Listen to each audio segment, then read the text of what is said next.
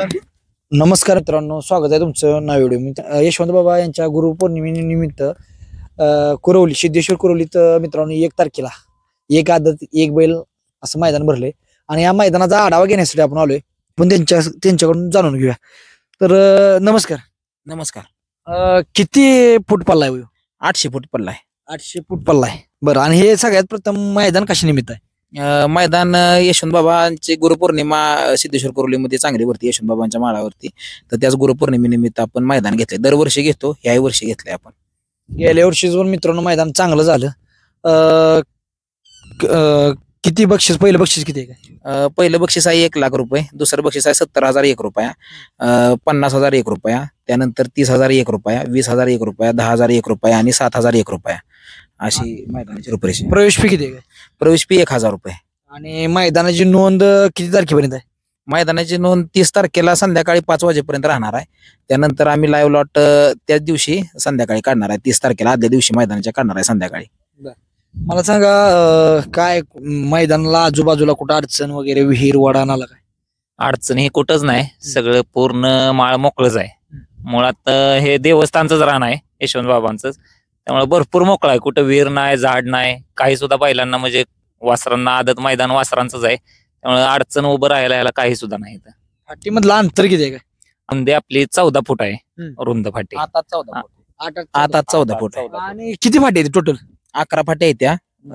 कमीत कमी 9 गाड्या तरी इझी पळतील आणि अडचणीला 10 गाड्या सुद्धा सरळ पडतील कुठल्याही फाटीला. म्हणजे पहिल्या फाटीपासून ती शेवटच्या फाटीपर्यंत अडचण येणार नाही अशा पद्धतीचं आहे.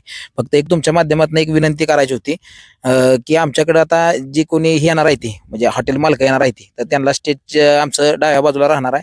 डाव्या बाजूला फाटीच्या पाठीमागच्या बाजूला त्यांनी जे काय असेल त्यांचं हॉटेल व्यावसायिक कोणी असतील तर त्यांनी आपला पलीकडे व्यवसाय लावावा की जेणेकरून परत अडचण होणार नाही निर्माण. म्हणजे बैल मालक पुढे कुठं गाडी आली किंवा काय झालं, तुमचं म्हणणं आहे पुढं तेलाच भाज कुठं काय हे होणार नाही. आणि काय होतंय बघता आपण की धंद्यासाठी लोक येते आता बरेच लांब येते ती आणि परत पुढे येऊन उभे राहते. त्यांना अजून एक सांगायचं होतं की मैदान आमचं चांगल्या पद्धतीने, आम्ही काय रोज मैदान घेत नाही का. 8 झालंय की परत आणखीन 8 दिवसानं परत 10 दिवसानं कोणाच्या बर्थडे निमित्त काय. आमचं पारंपरिक मैदान आहे, जी काय होतं ते आमचं पारंपरिक मैदान आहे. त्यामुळे आमच्या सगळ्यांची जबाबदारी आहे की ती मैदान चांगलं पार पाडावं आणि ती पार पडणार का तर पडणार. फक्त एक सांगायचं होतं, गावचं असू द्या, कमिटीचा असू द्या, नाहीतर बाहेरचं कोणी असू द्या, तर पुढं बी उभे राहणारी जी लोक आहेत ती जे आपण म्हणतो काय त्याला निशाणी पंचायती, तर त्यांनी पण मागं सरूनच उभं राहावं की जेणेकरून लाईव्हला पण अडचण येऊ नाही, बैलांना पडताना असू नाही, कोणी म्हणून नाही की माझा कडेच्या फाटीतनं पडला आणि पब्लिकमुळे आत दाबला आणि गाडी अलीकडे तिकडे फॉल झाली किंवा काय. त्यामुळे त्यांना आताच विनंती आहे की ज्यांनी कोणी असेल, त्यामुळे कोणी परत राग मानून घेऊ नका की आपल्याला कोणी मागं सर म्हणलं म्हणून. मग ते गावातला असू द्या किंवा बाहेरचा किंवा मित्र मंडळी असू द्या किंवा या क्षेत्रातली दिग्गज मंडळी असू द्या, त्यांनी मागच उभं राहावं आणि दोन्ही बाजूला बॅरिकेटिंग तर राहणारच आहे, तर त्या बॅरिकेटिंगच्या पलीकडेच उभं राहावं. बरं, आता मला सांगा, मैदानाचं समालोचक मंडळी वगैरे कोण असणार?